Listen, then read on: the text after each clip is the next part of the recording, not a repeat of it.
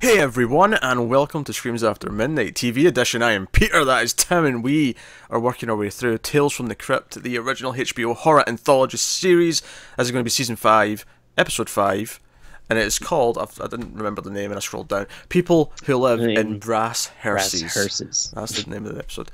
And this one is notable because it has Bill Paxton and Brad Dourif in it. I love Bill Paxton, and I wouldn't say I love Brad Dourif, but of course, Chucky fame does the voice of Chucky typically.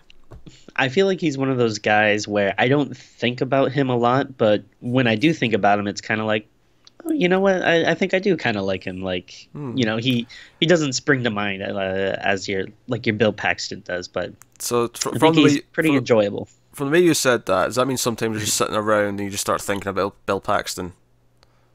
Well, I mean, if someone brings up like Bill Paxton's name, you're like, yes, Yeah. No, that's give true. me that guy. Yeah, I mean, it's not his main role that I think of, because I think of Aliens, I think of, you know, a few different things that he's done.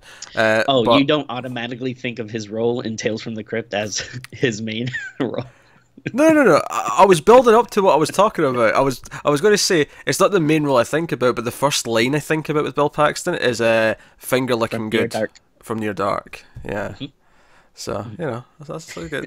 Don't try to second guess me, Tim. Dare you? That's it, I quit. The show's cancelled. All right. But no. Well, that's all it took. It's like you've been trying for years and you finally found the button to push. Okay, so what is this? What the hell's the name of this episode again? People Who Live in Brass Hearses. Which, after watching the episode, I don't think that makes any sense. Like, I mean, I get all right, you know, people who live in glass houses, that's like you know, common saying, but you would think this would have something to do with like a funeral home or, you know, like hearse drivers or something, and it's not at all. And, and you're seriously going to tell me the people behind Tales from the Crypt could not come up with an ice cream pun? I feel there's a metaphor with the title that I'm not getting, but I'm sure there is, but must be an old saying that we just, you know, it's flying over our heads. I don't get it, but that's fine. You know, it's whatever. So basically, Bill Paxton and Brad Dourif are brothers, and Brad Dourif's kind of the dumb brother. Bill Paxton's the smarter. I wouldn't call him smart, but he's smarter. And they're planning on robbing the warehouse that Virgil works in. The younger brother, that's Brad Dourif's character. They're going to rob his workplace. And then we find out soon after this that he also has a grudge, Bill Paxton. He has a grudge against this ice cream man because he ratted him out when he was also an ice cream man, and he went to prison because he was, you know, stealing some of the stock and selling it on the side and all these. So he spent 2 years in prison. So he's got this thing. So the first thing there is that there's these two different plots that almost have nothing to do with each other, really, in the grand scheme of things. That, you know, whatever. But hey, I think it's hilarious that you don't think of the ice cream business as being the kind of thing you could like sell stuff like, you know, like on the black market or whatever. I know. What's he doing? Selling like cheap ice cream, like half price to the sketchy kids. Yeah, it doesn't seem like the kind of thing that one, that anyone would do, two, that you would go to jail for if you get caught, and three, you know, I think he mentions that he goes to like San Quentin or something, which is like, you know, a crazy, you know, like tough jail. I it's feel not like you got a slap on the wrist. I feel like you might go to prison, but at the very least you would be heavily fined, you'd be fired, and you know, it does seem a bit extreme. Maybe there's more to it than what they're letting on. But that's the thing. So they're planning to do this, and things go wrong as you will. Before we talk about the rest of the episode, though, and go into deep, I suppose I'll ask the question, Tim. Did you finally like an episode of this? Because it's been a while since we had a good one. It's been shitter after shitter after shitter. Yeah. Has shit finally hit the proverbial fan? Yeah. I mean, I think it probably definitely helps that we've had a string of bad episodes that makes this one stand up. But I like this one a lot. The plot, it's good. It's not like over the top great or anything. But I think really, you know, this is a performance piece. Like, you know, we just have like great characters that you know, you really love, and it's good to see on the screen. And well, love's a bit of a weird word to use, but certainly well, you're entertained by them. right, Yeah. right. But yeah, I mean, they're so entertaining that they really elevate it, from being, I think, just like an okay episode to being like, oh, this is a really good episode.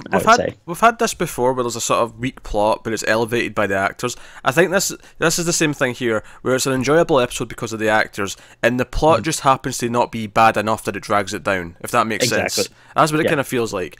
But some of the stuff between the two brothers, there's this weird thing that Bill Paxton's character has, where he really likes butter. Because in the opening scene, he gets a stick of butter and he just opens it and he starts biting into it, and I'm like, why is he eating butter? And I was like, where's this going? And in the scene with the ice cream truck, he goes up and he's like, hey, do you have butter? Something. I remember what he said. Butter, brickle. Yeah, butter. It ends with butterscotch. That's what he eventually has that he wants. But everything's got butter in it. He likes butter. He's obsessed with butter. Now, to be fair, I have known people that kind of do this. Like, I used to know someone that would like cut up little pieces of butter and put it in the freezer and then eat like frozen butter, which I thought was really weird. But are they currently staying at Belle Reve? Not to my knowledge. I haven't seen him in a while, but put it on the news, Tim. Maybe a serial killer. I'm just warning you now. That's bizarre. No, I love butter. Right? I'm not dissing the love of butter. I think butter is one of the nicest things in cooking that there is. For sure. But the idea of just biting nothing but a stick of butter is insane to me. Yeah, I feel like it'd be like, I don't know, just filling a glass with salt and just kind of like taking like swigs of it every now and again. But butterscotch or even like butter icing on a cake is really nice. I like buttery things. But butter's a great main sort of base for your treat if you want to make something out of butter. Yeah. But I don't biting a stick of butter. I can't get my head around. And that's the whole thing. But so Bill Paxton's got a temper, and he keeps asking Virgil, like, hey, did you got the plan ready? And he's like, yeah, I've got the plan, I'm going to do this, I'm going to do that. And again, I thought they were setting up a big plot point where he gets it wrong. He says something out of order. And Bill Paxton's like, oh, no, you idiot. Like, you have to you have to press the fire escape, you have to do the fire alarm before you do that. Like, he's really upset with him for getting out of order. The episode didn't even go down that path at all. And there's also an insane twist at the end of the episode, which just comes out of complete nowhere. Like, literally out of nowhere. Yeah. The only hint in the entire episode that this twist is coming is that the ice truck man is refusing to get out of the truck at one point. He's kind of keeps saying, oh, no, I don't want to get out, it's fine. And when you think about it, it's like, okay, that's why he didn't want to get out of the truck. That is the only thing that comes up from this. So I will admit I laughed out loud a few times during this. Some of the dialogue between the brothers. They're hiding in the warehouse and they're waiting to like try and rob the ice cream truck. They want to steal his money just for revenge before they do their big job. But unfortunately, everything goes kind of wrong. The boss lady, Mrs. Garfungar, is really mean to Virgil. Virgil really hates her. So Bill Paxton just kind of like, go on. If you need, give her a titty twister or something, go do that. Like, in a very Bill Paxton voice. And when he comes back out, he's just covered in blood. He's brutally murdered this woman in the office, and Bill Paxton's freaking out. It's like, no, that's not what I told you, and he's really upset in this whole thing.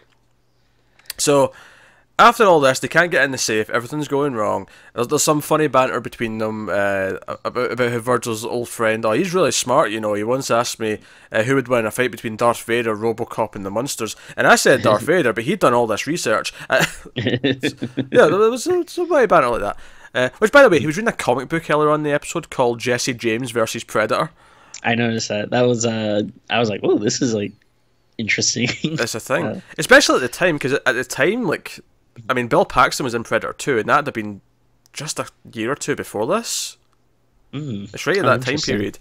So I wonder if that was intentionally picked because he was there. But So they go after the ice cream truck man, though. They want to just rob him now. So they go after his house. And one of the biggest laughs I might have ever had in this show comes in this scene.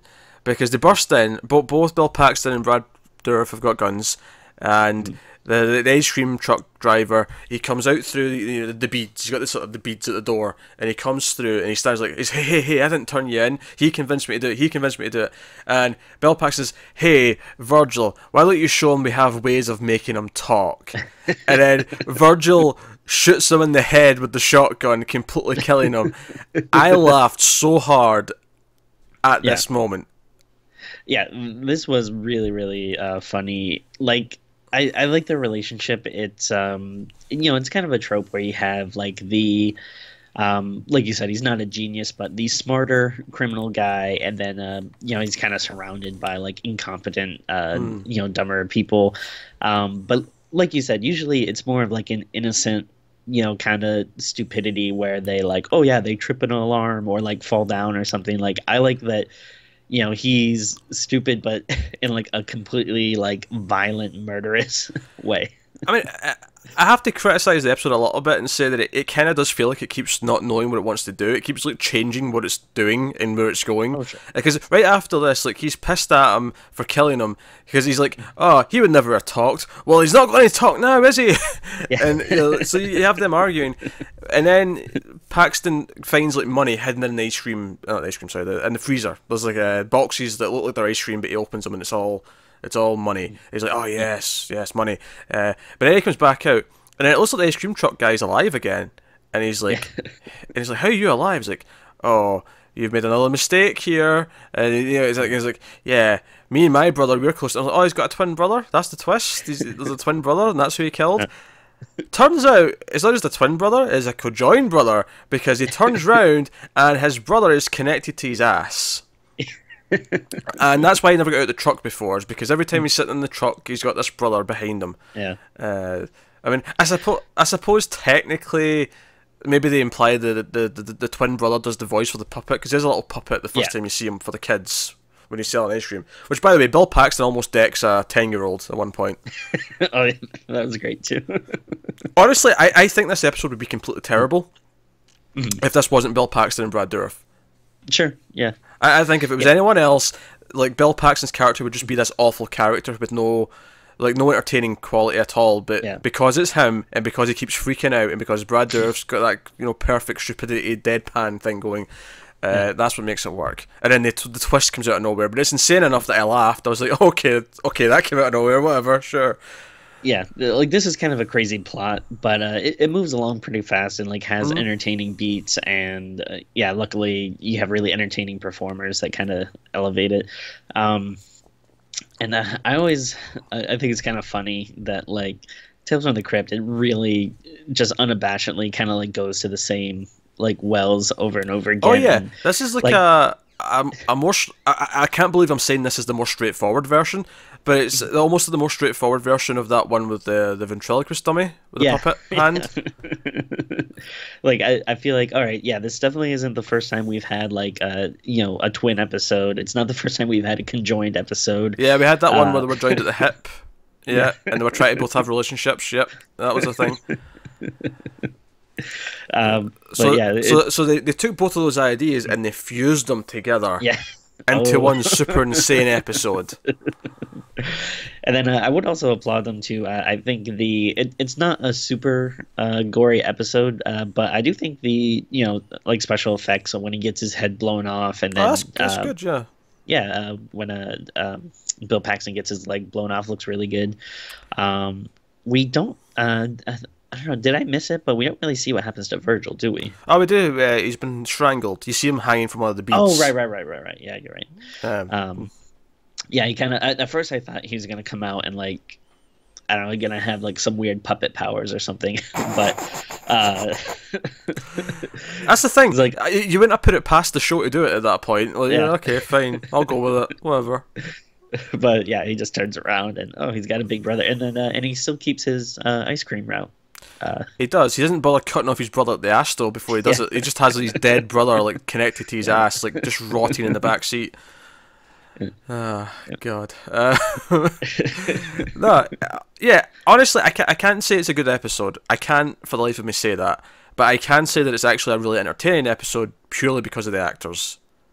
I'd say so. Yeah. Yeah, but I do think it's worth saying though that it's still technically a bad episode. It's a fun bad episode, but it's still a bad episode, and I think that's concerning how many of those we've had in a row now. Yeah, season 5 so true. far has not been. I mean, hell, the last couple of season 4 were pretty bad, but season 4 had some good stuff earlier on though. Yeah, season 5 so far though has been kind of rough. Like, oof. Yeah, I mean, if they start doing more stuff in the vein of this, where it's kind of schlocky, but yeah, they get good people to do it. Like at least that can be fun. But yeah, I really don't want to go back to like the first kind of 4 episodes we had of the season. Yeah, I mean the first one was okay. Second one was kind of the same one as this, where the actors elevated it enough, but not as much as this one did. But the last 2. With Buscemi and then the Ernie Hudson one. They were both rough stuff. So hopefully next week's episode 2 for the show ends up better. So that's entertaining but not a good episode of Tales. So let us know what you think of this one in the comments. Like, subscribe, all that stuff. Get us on the Twitters at mailed_fuzz for channel updates. If you want to support the show, head over to patreon.com/mailoffuzztv. You can do that over there. Otherwise, that is us. So thank you once again for watching. Keep watching Scary TV, guys, and we'll see you next time.